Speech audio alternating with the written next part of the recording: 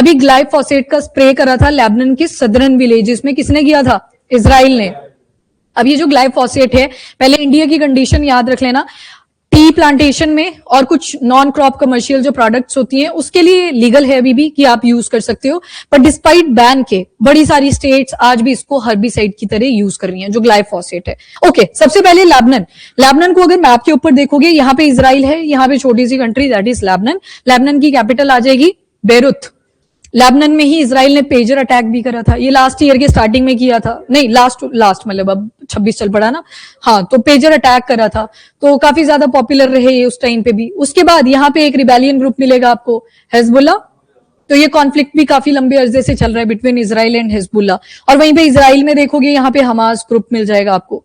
अब पहले तो पैलेस्टीन हुआ करती थी कंट्री, बाद में इजराइल ने ब्रुटल तरीके से इनको ऑक्यूपाई भी किया। इंडिया भी डेजिग्नेट करता है इनको स्टेट, मतलब एज अ कंट्री इनको डेजिग्नेशन दिया हुआ है। अभी क्या इंसिडेंट हुआ, तो लेबनान ने अक्यूज ठहराया है इजराइल को कि इन्होंने सदर्न विलेजेस को क्यों ज्यादा फोकस करा, क्योंकि वो काफी ज्यादा फर्टाइल रीजन है, वहां पे आपको ऑलिव्स की खेती और साथ में टोबैको की प्रोडक्शन भी काफी ज्यादा मिलती है। अब जब ये हर्बिसाइड ग्लाइफोसेट यूज करा तो ये तो बढ़िया नहीं हो गया कि जो अनवांटेड वीड होंगे, अनवांटेड प्लांट होंगे, वो सारे खुद ही खत्म हो जाएंगे? नहीं, ये नॉर्मल क्वांटिटी से 20 to 30 टाइम्स ज्यादा है, और जब आप क्वांटिटी ज्यादा डाल देते हो तो उसकी वजह से एग्रीकल्चर डिस्ट्रॉय पूरा।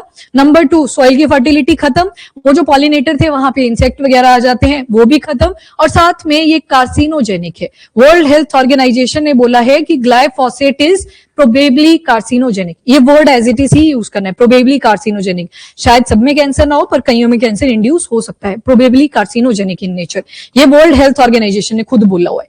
तो ये मतलब आपको एग्री करना पड़ेगा, प्री में स्टेटमेंट देखी जा सकती है। अब दूसरी जो कंडीशन है, ये 20 to 30 टाइम ज्यादा क्वांटिटी थी, तो जो रेजिडेंट्स वहां पे रहते हैं, एग्रीकल्चर है वो पूरा डिस्ट्रॉय हो जाएगा, स्पेशली ये वाला पार्ट, ऑलिव्स और टोबैको की जो प्रोडक्शन इन एरियाज में होती है। यूनाइटेड नेशन की इन्वॉल्वमेंट अगर देखोगे तो इन्होंने बोला कि ऐसा पहली बार नहीं है कि ऐसा कोई इंग्रेडिएंट यूज करा गया एज अ केमिकल वॉरफेयर का एग्जाम्पल, या साइलेंट किलर भी जिसे बोला जाता है। इससे पहले कौन सा ऑपरेशन?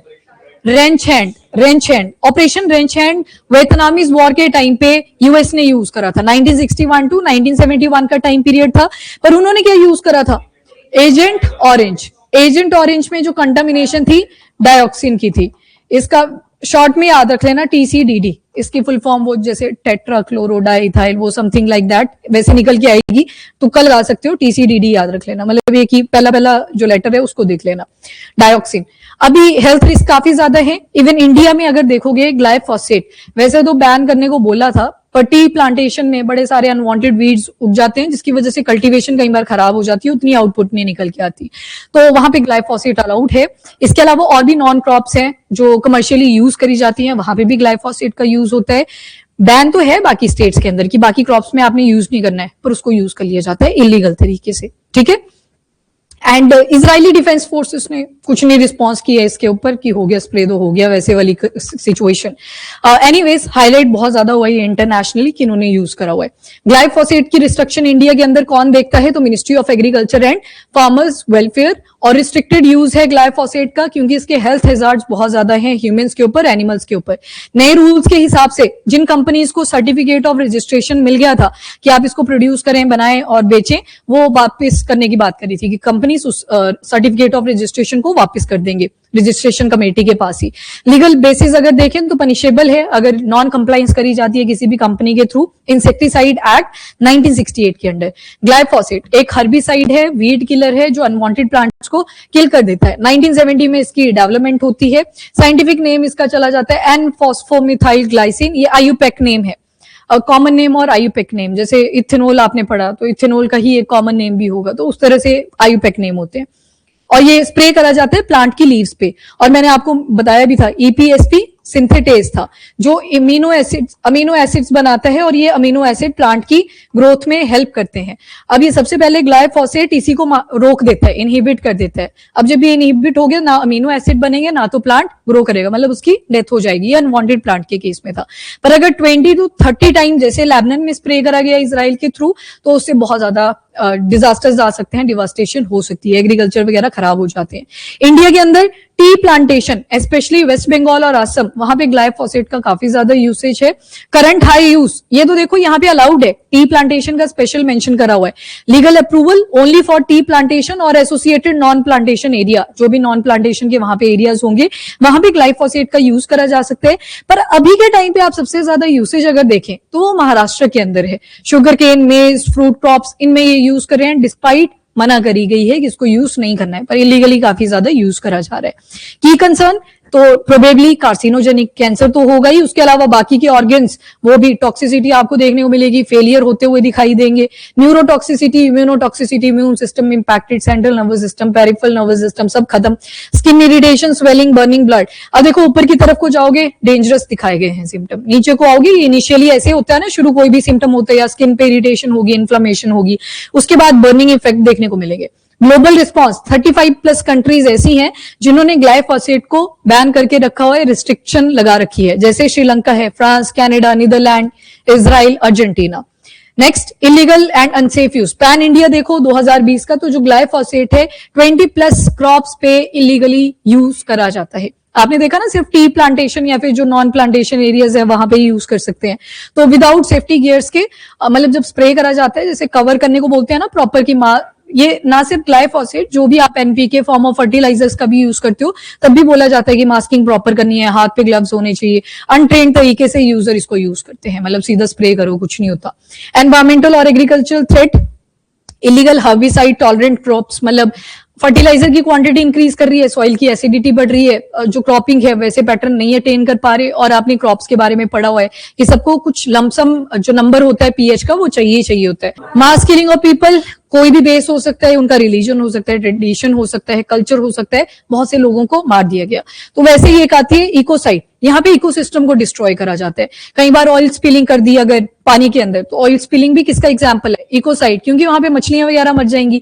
डिफॉरेस्टेशन एक्सटेंसिव स्केल पे अगर करी जाए तो उससे क्या हुआ, वो जो फॉरेस्ट था वो खत्म हो गया, कल को डेजर्ट वाली कंडीशन आ सकती है, वो भी किसका एग्जाम्पल आता है, इकोसाइड। वैसे ही अभी लेबनान में जो हुआ, ग्लाइफोसेट का स्प्रे कर दिया तो इससे एग्रीकल्चर डिस्ट्रॉय हुआ, एग्रीकल्चर डिस्ट्रॉय हुआ, अगेन इकोसाइड, इकोसिस्टम वहां पे डिस्टर्ब करा गया। तो सारी चीजें थ्रेट में रहती हैं, वो चाहे ह्यूमन है, एनिमल्स हैं, सॉइल है, एनवायरमेंट है, एवरीथिंग।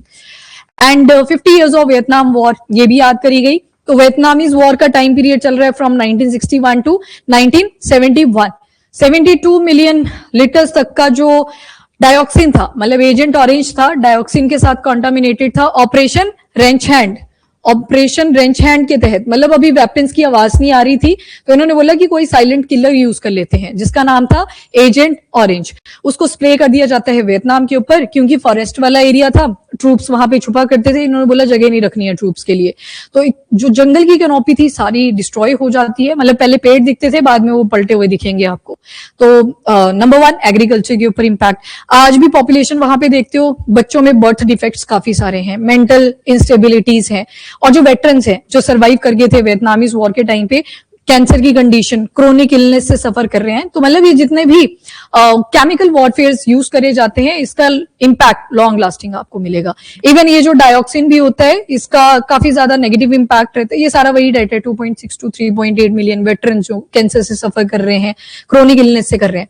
अच्छा, एक टर्म होती है हाफ लाइफ, ये आप केमिस्ट्री वगैरह में पढ़ते हो, रेडियो एक्टिविटी वगैरह चेकआउट करने के लिए हाफ लाइफ आती है। डायोक्सिन का जो परसिस्टेंस है 11 से 15 साल तक इंसानों में रहता है।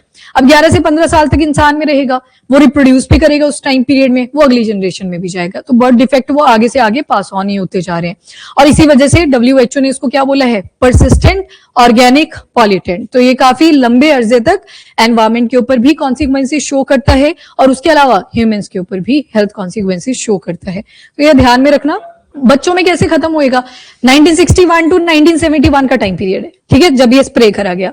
अब एक पॉपुलेशन उस टाइम पे एग्जिस्ट कर रही है, सारे एल्डर थोड़ी होंगे, एक पॉपुलेशन ऐसी भी होगी ना जिनका रिप्रोड्यूसिंग पीरियड आएगा। तो 11 से 15 साल वॉर जो थी वो शांत हो जाती है, उसके बाद वो रिप्रोड्यूस करेंगे, शादियां वगैरह होंगी, सारी चीजें, बच्चे पैदा हुए, बच्चों में सेल की डिवीजन होगी, और ये जो जितने भी केमिकल जाते हैं बॉडी के अंदर, जैसे सेल डिवाइड करते हैं ये भी डिवाइड करते हैं।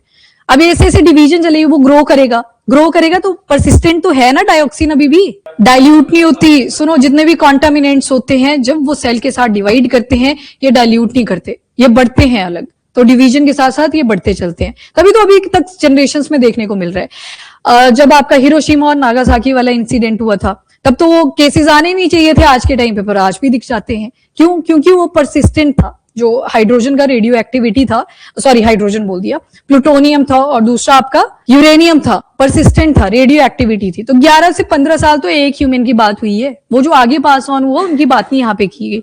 तो 11 से 15 किसकी? यूरेनियम की। उसकी 10 ईयर है, वेरी करती है। प्लूटोनियम की 50 साल भी चली जाती है। तो it varies from one element to another.